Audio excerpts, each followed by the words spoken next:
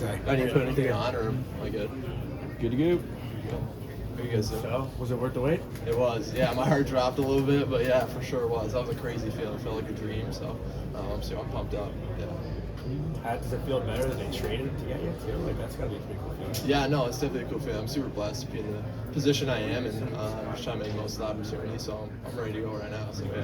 What did Gary say to you when you walked up and shook his hand? Yeah, he was just super pumped up. He was surprised I played football. I was from a high school, so that was kind of cool to meet him. I've always wanted to meet him, and I've always seen him on the TV and stuff. But yeah, it was a dream come true tonight. When it comes to the high school football, you mentioned this before. How important is it that you play that one final season in the fall with the Hornets? It's super important for me to play that season just because I want to stay loyal to my teammates. I think I'm a captain on the football and hockey team. I think it really shows my leadership role when I really want to play another year of high school football and have the chance to do something special with my teammates. I set goals for the football and hockey career, and that's to win a state football championship in hockey. And I've been willing to do that in hockey, but not in football. So to have the opportunity to do that would be super special with a good group of guys. So.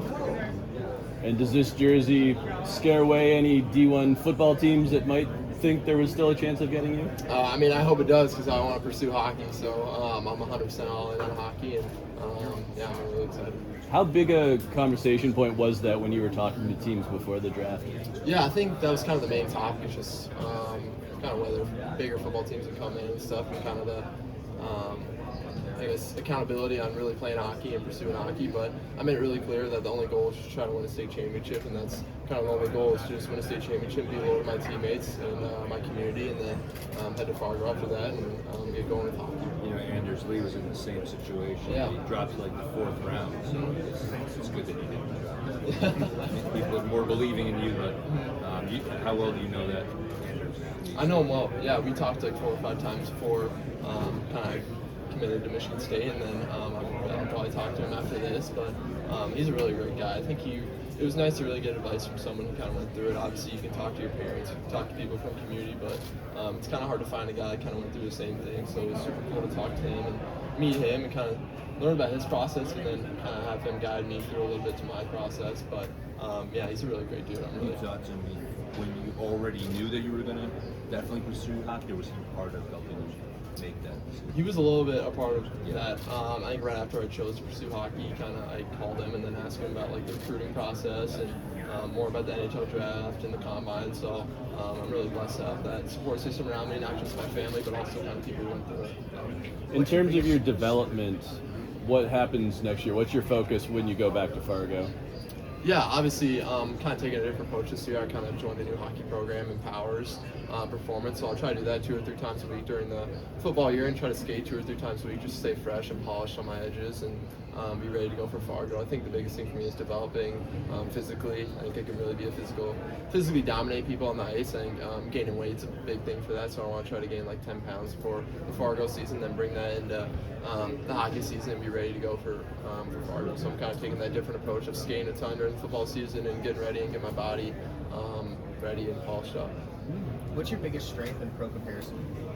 Yeah, I would just say the hockey sense. Obviously, I really think I don't cheat the game. I think a lot of graders, I think I really have a sense for where I need to be on the ice, and I think you can kind of see that quarterback in me on scanning and passing. I think I'm a really good passer, so I try to bring that passing ability from football, maybe throwing Hail Marys into hockey a little bit. So I think that's one of my biggest assets is just knowing the game and not really cheating the game at all. And pro comp? I'd say Tage Thompson. Yeah, I think we both are going to shoot the puck. I think it's kind of fun.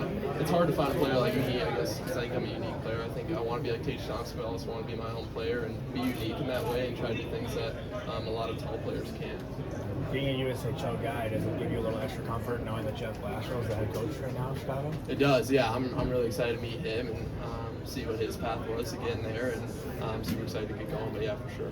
And if you told yourself a year ago you'd be sitting in this chair, what would the reaction be for Mason? Because I heard that you didn't even know it was your draft year. I did not know it was my draft year at all. Yeah, no, I did not know my sophomore year, so I think I tried to make most of every opportunity when it came up to me. I think it just gave me more motivation to work hard and achieve my goal and achieve my dreams. And obviously I did that tonight, but I think my next dream is to play in the NHL for a long time and make an impact for a team, so for sure.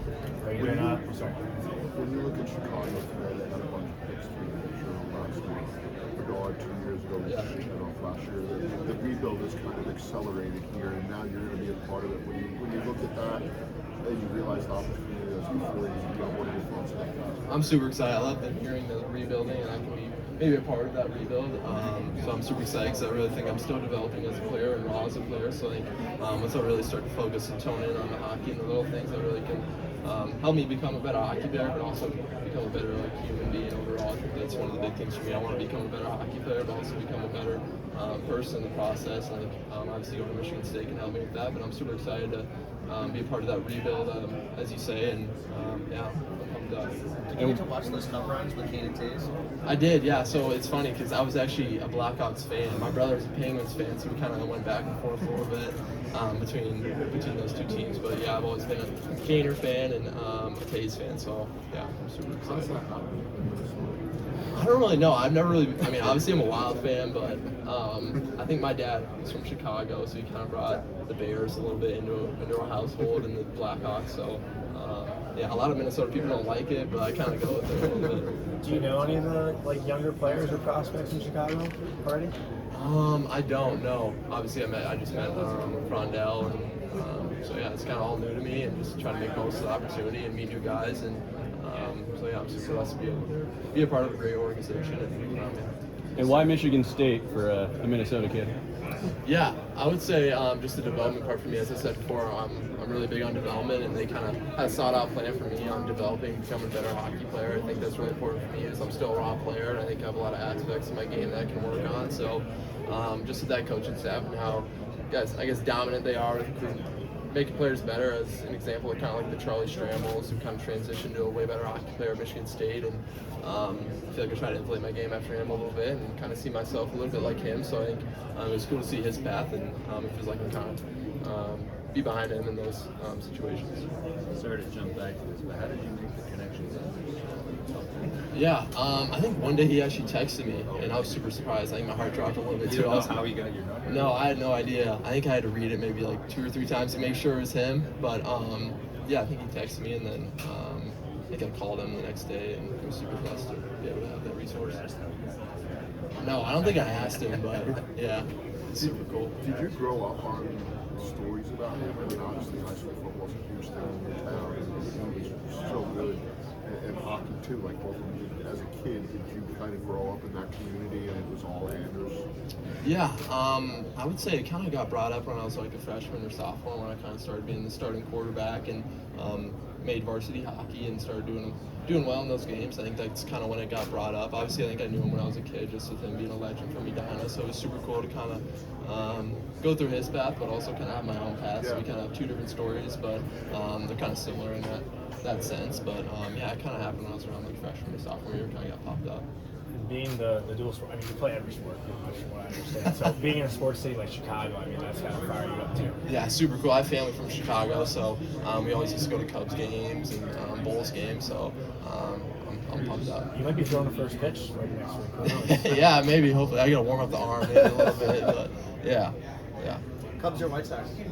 Cubs. Yeah, I like Wrigley Field a lot, but I mean, I'm gonna probably be both White Sox and Cubs. Your high school football coach, was he the same as back then? Was he the same coach for a while? He was not. No, he's Okay. new. Yeah, he kind of showed up my freshman year, and yeah. What's your favorite thing about the game of hockey?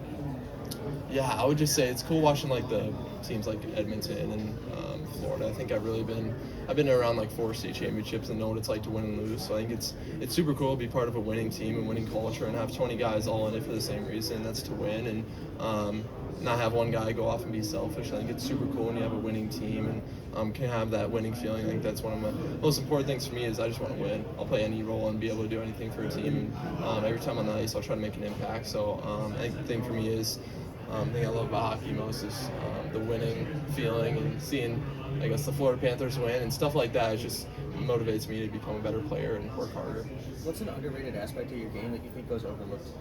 Yeah, I would say my shot. I think I definitely started to play better when I was shooting the puck more, but I think when I went to Fargo, I kind of got comfortable being a passer and try to use that quarterback sense and the power play and making little quick plays, but I definitely can kind of be, I guess, a little bit more selfish and maybe shoot over a pass a couple times. I think that'll maybe give me more opportunities and help me score more goals. Do you think you're still growing? I do, yeah. I think I've grown around 3/4 of an inch since Edina, so We may have to slow the growing down a little bit, but yeah, see. You're 6'1" now. Correct. Yeah. Yeah. How's that work at school? Dinah, Yeah. Fargo. Yeah, so I did online the second semester last year, and they're pretty flexible with me. I guess going in person for a little bit of time, or kind of do that online program through Edina. You know, you mentioned your shot, and I remember talking to Tage a couple of years ago, where he almost had to redefine himself as he grew, because you can't have the same mechanics as somebody that's 6 Sure. foot. Is that something that you had to kind of learn on the fly? And was there anybody that you could kind of work with or talk to that could help you as you grew into the size you are now? Yeah, I think one of the biggest things for me, obviously, is the development part. I think it was harder for me in the gym to get better and grow a lot faster in those areas, so I really had to adapt to. Maybe it just took a little bit more time to adapt in those areas, but I think the resources I have at Edina with Kurt Giles and Josh Harding and those guys, I was super blessed to have those resources. I think every day they always want me to work on something different, so I would do that after practice and be super blessed to have that support system around me that wants me to get better and achieve my highest potential. So yeah, I would definitely say as I was working on my shot at Edina, they would always want me to do extra stuff before practice, during practice, or after practice for sure. And when you see Tage and kind of how he just took off one day, right? The numbers weren't really there as he was figuring it out. Yeah. And now he's 45 goal scorer. He's on the cusp of the Olympic team. Does that kind of give you a little assurance, maybe, like that, like you know in time it's going to come? Yeah, I think I really believe in that hard work beats talent, and talent favors to work hard. I think you can maybe see it with guys' confidence. When they have confidence, when they're working hard in the gym and stuff, you can really start to see them grow.